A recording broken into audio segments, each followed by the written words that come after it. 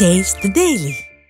Airport மூர்த்தி sir, இப்போது sir குறிப்பிட்ட மாதிரி உள்துறை அமைச்சர்கள் அவர்கள் இங்கே தமிழ்நாட்டுக்கு வந்த பொழுது அவர் பேசும்போது சொல்கிறார், சும்மா எடப்பாடியாரை முதல்வராக்குவோம் மட்டும் அந்த கூட்டத்தில் பேசலை. எதனால் அப்படின்ற காரணத்தையும் சொல்கிறாங்க. இந்தியாவிலேயே அதிக ஊழல் செய்த ஆட்சி, அதிக ஊழல் செய்கிற ஆட்சி திமுக ஆட்சி தான். இதை நாம் வேரோடு பிடுங்கி எறிய வேண்டும் அப்படின்றத சொல்கிறாங்க. அதிமுக கூட்டணி இவ்வளவு ஸ்ட்ராங்காக அந்த திமுக ஆட்சியை வீழ்த்தணுங்கிறத நோக்கி போகிறத எப்படி பார்க்குறீங்க சார்? இன்றைய தமிழக அரசியல் களத்தில் இப்போ ஆல்மோஸ்ட் எல்லாரும் தேர்தல் பிரச்சாரத்தை ஆரம்பிச்சிட்டாங்க.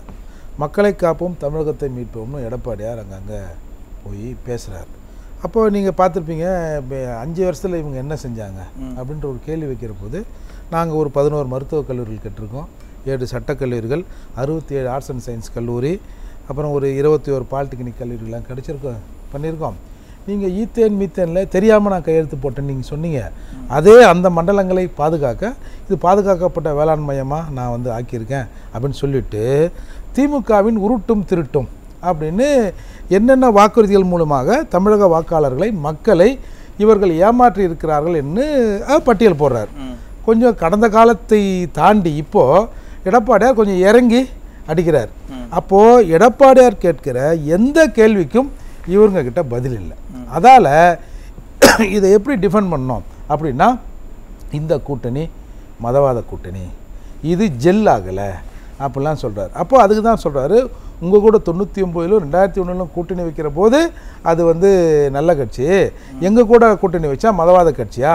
நீங்கள் தான் சொன்னீங்க பிஜேபி ஒன்றும் தீண்டப்படாத கட்சி இல்லை, ஆர்எஸ்எஸ் தீக்கா போல் சமூக சேவை செய்கிற இயக்கம், இதை போய் உடன்பிறப்புகள் எல்லாருக்கிட்டையும் சொல்லணும்னு நீங்கள் தான் சொன்னீங்க அப்படின்ற இந்த வாக்குவாதம் வருகிற போது தான் இவர் எடப்பாடியார் வைக்கிற எந்த கேள்விக்கும் கொஸ்டினுக்கும் இவங்ககிட்ட பதில் இல்லை. ஏன்னா அதில் எல்லாமே இவங்க கமிட்மெண்ட் ஆகியிருக்கிறாங்க.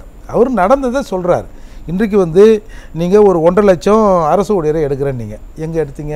ஒரு 13,000 மக்கள் நல பணியாளர்களை எடுக்கிறேன்னு சொன்னீங்க, எங்கே எடுத்தீங்க? ஒரு 75,000 +2 படித்த மாணவ மாணவிகளை நீர்நிலைகளை பாதுகாக்க கன்சாலிடேட் சேலரியில் கொடுக்குறேன்னு நீங்கள் எங்கே எடுத்தீங்க? 2 மாத கரண்ட்டு பில்லு 1 மாதம் ஆகிடும் நீங்கள் எங்கே சொன்னீங்க செஞ்சீங்களா? அப்போது இந்த மாதிரி அரசு ஊழியர்களை நாங்கள் இப்போ டெம்பரரியாக இருக்கிறவங்கள ஆசிரியர்களை பர்மனன்ட் பண்ணுறீங்க, நர்ஸுகளை பர்மனன்ட் பண்ணுனீங்க. எந்த கேள்விக்கும் திமுக அரசுக்கிட்டையோ இல்லை நம்முடைய மரியாதைக்குரிய முதல்வர்கிட்டையோ எந்த பதிலும் இல்லை. அப்போ ஏதாவது பேசணும், மௌனமாக இருந்தால் குற்றத்தை ஒப்புக்கொண்டதாக அர்த்தம்.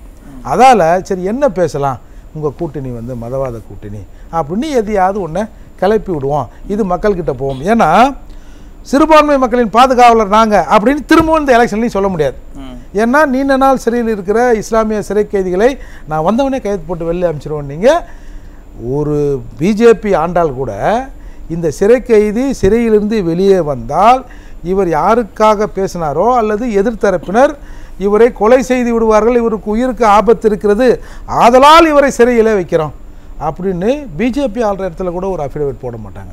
அப்படியெல்லாம் தொடர்ந்து இஸ்லாமியருக்கு நீங்கள் துரோகம் பண்ணிட்டீங்க, நீங்கள் திரும்பவும் இஸ்லாமியர்கள் சிறுபான்மை மக்களின் பாதுகாவலன்னு சொல்லவும் முடியாது. அப்போது இப்போ என்ன பண்ணோம், இங்கே தெரிஞ்சோ தெரியாமலோ இந்த சனாதனம் அது இதுன்னு ஒரு உருட்டு வச்சுருக்காங்க இல்லையா சார்? பொதுவாகவே சனாதனம்னா இந்தியா முழுக்க இருந்திருக்கும்ல, அது ஒன்று நம்ம ஸ்டேட்டுக்கு மட்டும் இருந்திருக்காதுல்ல, எல்லா இந்தியா அளவில் சனாதனம்னு ஒன்று இருந்திருக்கும். அப்போது ஏன் மற்ற ஸ்டேட்டில் அதை பற்றி யாரும் பேசலை? 1950 ஜனவரி 26 இந்தியா குடியரசு ஆகிறது. இந்திய அரசியல் சட்டம் ஏற்றுக்கொள்ளப்பட்ட பிறகு அம்பேத்கர் சொல்கிறார், இது முதல் இந்தியாவில் ஒவ்வொரு அசைவும் இந்திய அரசியலமைப்பு சட்டப்படி தான் நடக்கும், இது சில உரிமைகளை வழங்கியிருக்கிறது, இந்த உரிமைகள் மீறப்படுகிற போது தனிநபர் நீதிமன்றத்துக்கு போகலான்னு சொல்கிறார். அப்போது இவங்க யார் அம்பேத்கர் அசிங்கப்படுத்துகிறாங்களா? நீங்கள் எழுதின சட்டம் செல்லலைங்க, அது ஒன்றும் ஒர்க் அவுட் ஆகலை, இங்கே சனாதனம் தாங்க ஆட்சி செய்யுது அப்படின்னு ஒரு கதையை இவங்க விட்றாங்கல்ல. இதை பயன்படுத்தி கொண்டு கீழே இருக்கிற அந்த அடியாள் படையை வைத்து சனாதனம் சொல்ல வச்சுட்டு பிஜேபியோடு சேர்ந்தா இது மதவாத கட்சி அப்படின்னு சொன்னாங்க. இல்லை, இன்னைக்கு அது எல்லாத்தையுமே உடைச்சிட்டாங்களே. அதுதான் இப்போது புரட்சி தமிழர் அவர்கள் செல்கிற இடத்துல எல்லாம் சொல்கிறார், இந்த ஆட்சியில் நிறைய ஊழல் நடந்திருக்கு, அதிமுக ஆட்சி வரும்போது எல்லாம் விசாரிக்கப்படும், யார் யார் எங்கே இருக்கணுமோ அங்கே இருப்பாங்க அப்படின்றத சொல்கிறார்.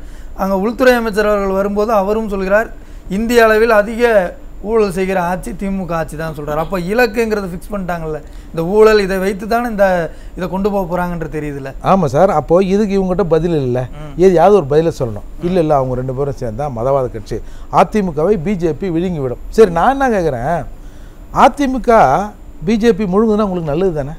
நீங்கள் ஏன் வந்து ஏதோ ஆடு நினைந்துன்னு ஓனா எழுத கதையா? நீங்கள் ஏன் இந்த இவ்வளோ பரிவாகிட்டீங்க? எப்போ ஆகிட்டீங்க? அப்போது இவர்களுக்கு வேறு எந்த டிஃபெண்டிங் பாயிண்ட்டும் இல்லை சார். ஒன்று நீங்கள் வந்து இது 2 மதவாதம் அதற்குத்தான் இருக்கு பிஜேபி அதிமுக இந்த எங்கள் கூட்டணியின் ஒரே நோக்கம் திமுகவை அப்புறப்படுத்தணும். இதில் முதல்வர் வேட்பாளர் எடப்பாடியார்னு அவங்க க்ளீன் அண்ட் கட்டாக அறிவிச்சிட்டாங்க. இப்போ இதுக்கு என்ன இவங்க பதில் சொல்லுவாங்க அப்படின்ற கேள்வியில் இருக்கிறபோது தான் இந்த பதில் திரும்ப திரும்ப இவங்களே கொந்தளிப்படை செய்யுது. இன்றைக்கி பாருங்கள், நேற்று கூட இப்போ அண்ணா சொன்னார், முத்தரசன் வந்து எல்லாரும் காசு வாங்கிட்டாங்க. அப்போது உங்களுக்கு புரியுதா, இது வந்து மக்களுக்கான கூட்டணி, இது வந்து இந்த சமூகத்தை நாங்கள் காக்கிறோம், நாங்கள் கொஞ்சம் நகர்ந்தோம்னா பிஜேபி உள்ளே வந்துடும். இப்போ சண்முகம் அவர்கள் டீட்டெயிலாக சொல்லார். இங்கே பாருங்கள், போன சட்டமன்ற தேர்தலில் இந்த டைலாக்கை சொன்னீங்க, நமக்குள்ளே கொஞ்சம் சுணக்கம் ஏற்பட்டால் பிஜேபி உள்ளே வந்துன்னு சொல்லுங்க, இந்த தடவை அதை நீங்கள் சொல்லக்கூடாது, நாங்கள் அதை ஒத்துக்க மாட்டோம் அப்படின்னு சொன்னார். ஸோ பாலகிருஷ்ணனும் இங்கே அறிவிக்கப்படாத ஒரு எமர்ஜென்சி நடக்குது, திருமாவளவன் அவர்களை தவிர மிச்ச எல்லாரும் நாம் வந்து நேரடியாக மக்கள்கிட்ட போகணும், அவங்க கேள்வி கேட்பாங்க, அதால் இந்த அரசின் மீது இருக்கிற 1-2 குறைய சொன்னால் தான் நம்மளையாவது நம்புவாங்க அப்படி நிலைக்கு வந்துட்டாங்க. திருமாவளவன் மட்டும்தான் எப்படிங்க இந்த 4 வருட ஆட்சி இருக்குது சார், நல்லா இருக்குன்னு சொல்லட்டும், நான் இப்போ நீங்கள் கூட்டணி கட்சி நீங்கள் நல்லா இருக்குன்னு சொல்லுங்கள், ஆனால் நான் கூட்டணியில் இருப்பதால் இந்த ஆட்சி சிறப்பாக இருக்கிறது அப்படின்னு தான் நான் சொல்லணும்னு சொன்னார். ஆனால் இன்றைக்கி பார்த்தீங்கன்னா நீங்கள் பிஜேபியை உள்ளே விடுறதுக்காக நீங்கள் ஒன்றாலாம் நிற்கலை, முத்தரசன் சொல்கிற மாதிரி இவ்வளவு காசை வாங்கிக்கணும் தான் நீங்கள் ஒன்றா நிற்கிறீங்கன்னு நீங்கள் தெரிஞ்சு போச்சு. நான் என்ன சொல்கிறேன், அநேகமாக வந்து இப்போ ஒரு மேடம் என்ன கேட்குறேன்னா சார், நாளுக்கு நாள் அதிமுக கூட்டணி பற்றி மக்கள் மத்தியில் பாசிட்டிவான விஷயங்களாக போய்கிட்டு இருக்கு. நீங்கள் சொல்கிற மாதிரி திமுக கூட்டணியை குறித்து அவர்களே வந்து இந்த கூட்டணியை எது ஒருங்கிணைத்து வைத்திருக்கிறது, வங்கி கணக்கில் வாங்கிய பணம் தான் அப்படின்றத அவங்களே அம்பலப்படுத்துகிறாங்க, நெகட்டிவான செய்திகளாக போயிட்டே இருக்குது. அப்போ அதிமுக கூட்டணி ஒரு படி முன்னேறி போயிட்டு இருக்கா? நிச்சயமா சார், அங்கங்கே பார்க்குறாங்களே சார், இவங்க மக்களுக்கும் நம்முடைய முதல்வருக்குமான உறவுங்கிறது கட்சிக்காரருக்கும் மக்களுக்குமான உறவுங்கிறது தான் இல்லை சார். இவங்க இதுக்கு தான் இடையில ஒரு மீடியேட்டராக ஐஏஎஸ் அதிகாரிகளை வைக்கிறாங்க. இப்போ இந்த காசு விஷயத்தில் இப்போ தான் ஒரு மீட்டிங்கில் சொன்னாங்க, அம்பேத்கரை விட திருமாவளவன் ஒரு படி மேல் அப்படின்னு சொன்னாங்க. இன்னொன்று, அம்பேத்கர் அவர்கள் உயிரோடு இருந்திருந்தால் விடுதலை சிறுத்தை கட்சியில் ஒரு செயற்குழு உறுப்பினர் ஆகியிருப்பார் அப்படின்னு அந்த மீட்டிங்கெல்லாம் பேசினாங்கல்ல. இப்போ இதையெல்லாம் கேட்ட பிறகு இந்த கூட்டணியில் நான் வந்து திமுக காசு கொடுத்து எங்களை விலைக்கு வாங்கலை அப்படின்னு மறுத்து முத்தரசன் மீது திருமாவளவன் அவர்கள் ஒரு டெபர்மேஷனை போடணும். ஏன்னா எனக்கு தெரிஞ்சு இது வந்து அம்பேத்கர் போய் எங்கேயாவது நின்று காசு வாங்கியிருப்பாரான்ற மாதிரி தானே இது. அதால் இவ்வளவு குழப்பங்கள் எதிர்முனையில் இருக்கிற போது இவங்கக்கிட்ட இது சமாதானமும் பண்ண முடியல, மக்கள்கிட்டையும் நேரடியாக போக முடியல. மக்கள்கிட்ட நேரடியாக சார், நீங்கள் முதல்வரின் முகவரின்னு 1,05,000 பெட்டிஷனை முதல்ல வாங்கியிருக்கீங்க, அதில் 1,01,000 பெட்டிஷனுக்கு தீர்வு கண்டிங்க. அடுத்து ஒரு 9 லட்சம் பேருக்கு தீர்வு கண்டிருக்கீங்க. அடுத்து ஒரு 7 லட்சம் பேர், எங்களில் வந்து ஒரு 1.5 லட்சம் பெட்டிஷனை வாங்கி ஒரு 47,000 தீர்வு கண்டிங்க சார். இதெல்லாம் தீர்வு கண்டிங்கல்ல, இப்போ எங்கே வந்தது? இப்போ நான் முதல்வர் தேடி நான் உங்கள் வீட்டுக்கு வரேன், அங்கே வரேன், இங்கே வரேன், நீ வா நீ போன்னு பேசி ஒரு 6 கவுண்ட்ரு போடுறாங்க. அதில் 2 கவுண்ட்ரு மற்ற பிரச்சனைகளுக்கு, மிச்சம் 4 கவுண்ட்ரு வந்து அந்த 1000 ரூபா காசுக்காக. நான் என்ன சொல்கிறேன், நீங்கள் இந்த 1000 ரூபாய் கொடுக்குற நோக்கம் உங்களுக்கு இல்லை, ஆனால் மக்களே அது ஒரு பெரும் எதிர்ப்பை கிளப்பி இருக்குது. வாங்கினவங்க என்ன சொல்லுவாங்க, என்ன அவங்க அப்பா வீட்டு காசு கொடுத்துட்டாங்களா, ஏன் ஒரு 2000 கொடுத்தா தான் என்ன? இப்போ கர்நாடகாவில் எல்லா மகளிருக்கும் காசுன்னாங்க, கிரகலட்சுமி திட்டத்தில் 2000 ரூபா கொடுத்துட்டாங்க, ஏன் இன்னும் 1000 ரூபா சேர்த்து கொடுத்தா தான் என்ன அப்படின்ற ஒரு கொஸ்டின் வருது சார். வாங்காதவங்க அது எப்படி வந்து அவங்க எல்லாம் வச்சுருக்காங்க, அவங்கள செலக்ட் பண்ண எங்களை எப்படி செலக்ட் பண்ணல அப்படின்ற ஒரு கோபம் இருக்குல்ல. இந்த கோபத்தை தணிப்பதற்கு ஒரு மாய்மால வேலையை காட்டுக்கிறாங்க. ஒரு கவுண்டர் போட்டு அதிகாரிகளை வச்சு, இல்லை அதிகாரிகளாம் கொஞ்சம் நேர்மையான அதிகாரியில் போட்டிருக்கோம், அவங்க போய் சொல்லுவாங்களா, நாங்கள் தான் போய் சொல்லுவோம், அவங்களும் போய் சொல்லுவாங்களான்ற நிலைக்கு இவங்க வந்துட்டாங்கல்ல. அதால் இவங்கக்கிட்ட எடப்பாடியார் வைக்கிற வாதத்தை இந்த அரசியல் சூழலில் இவங்களால் டிஃபெண்ட் பண்ணுறதுக்கு எந்த பாயிண்ட்டும் இல்லை. இந்த ஒரே பாயிண்ட்டை வச்சுருந்தாங்க, இல்லை அது பிஜேபி தான் வந்து முதல்வர் முடிவு பண்ணணும்னு. இன்றைக்கி தெளிவாக பிஜேபி சொல்லிடுச்சு, எடப்பாடியார் தான் முதல்வர், தமிழகத்தின் முதல்வர்னு சொல்லிட்டு திமுகவுக்கு இருந்த ஒரே ஒரு அஜெண்டாவும் போயிடுச்சு. இனி என்ன செய்ய போகிறாங்கன்னு தெரியலன்னு சொல்லியிருக்கீங்க சார். பேசலாம் சார். ஏர்போர்ட் மூர்த்தி சார், உங்களுடைய இறுதி கருத்தை மிக சுருக்கமாக சார். பொதுவாக இந்த மொழி சாதி இதெல்லாம் கடந்து அதிமுகவுக்கு ஒரு 25-26% வாக்கு இருந்தது. அதுக்கப்புறம் அதில் சின்ன சிராய்ப்புனா ஒரு 1%, 1.5% குறைந்திருக்கும். அப்போது பொதுவாக இப்போ நம்ம ஊரில் வந்து ஒரு 65-70% வாக்குகள் பதிவாகும். அப்போது ஒரு 50% அந்தந்த கட்சிகள் பிரிச்சுங்கன்னா கூட மிச்சம் ஒரு 15லேருந்து ஒரு 20% பொதுமக்கள் ஓட்டு என்பது அது வெற்றியை தீர்மானிக்கிற ஓட்டாக மாறி நிற்கும்.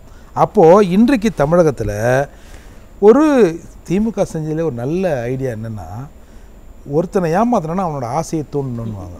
அப்படி ஒரு சதுரங்க வேட்டை தேர்தல் அறிக்கையை ரெடி பண்ணி யாருக்கெல்லாம் என்ன டிமாண்ட் இருக்குது, இல்லை யார் நாக்கில் தேனை தடவலாம் அப்படின்னு ஒரு அறிக்கையை ரெடி பண்ணி விட்டாங்க சார். அப்போது இதில் இந்த அறிக்கையில், இந்த தேர்தல் அறிக்கையில் இந்த 20% இருக்கும்ல, ஒரு 10-15% இருக்கும்ல, அப்போ அவர்கள் பர்சனலாகவே பாதிக்கப்பட்டிருப்பாங்கள்ல, அவங்க எப்படி திமுக ஆட்சிக்கு இல்லை ஏதோ இப்போ நடக்கிற ஆட்சிக்கு அப்படி பேசுவோம். இப்போ நடக்கிற ஆட்சி தான் இந்த தேர்தல் அறிக்கை கொடுத்தது. அது எந்த கட்சியாக இருந்தாலும் திரும்பவும் இன்னொரு தடவை இவங்களை நம்ம நம்புவோம், திரும்பவும் வந்து அடுத்த தடவை வந்தால் செய்வாங்கன்னு யார் சார் வந்து ஏமாறுவோம்? அதால் குழப்பம் வந்து அதிமுக கூட்டணியில் இல்லை. நீங்கள் திமுக தேர்தல் பிரச்சாரத்தை ஆரம்பித்த போது யாரை முன்னிலைப்படுத்தி ஆரம்பித்தாங்க? இளவரசரை தான் பண்ணாங்க. ஏன் அப்புறம் வந்து அவர் பேக் ஆகி திரும்பவும் வந்து முதல்வரே வந்து நின்னார்? அப்போது அந்த பயம் இவர்களிடத்தில் தொற்றிக்கொண்டது. எல்லாத்துக்கும் கிளியராக இன்றைக்கு அதிமுக கூட்டணியிலிருந்து ஒரு தெளிவான பதில் வந்துடுச்சு. இப்போவும் திரும்பவும் இவங்க திக்கு முக்காடி நின்று அடுத்து என்ன பண்ணலான்னு இவங்க யோசிப்பாங்க. ஓகே, நன்றி சார்.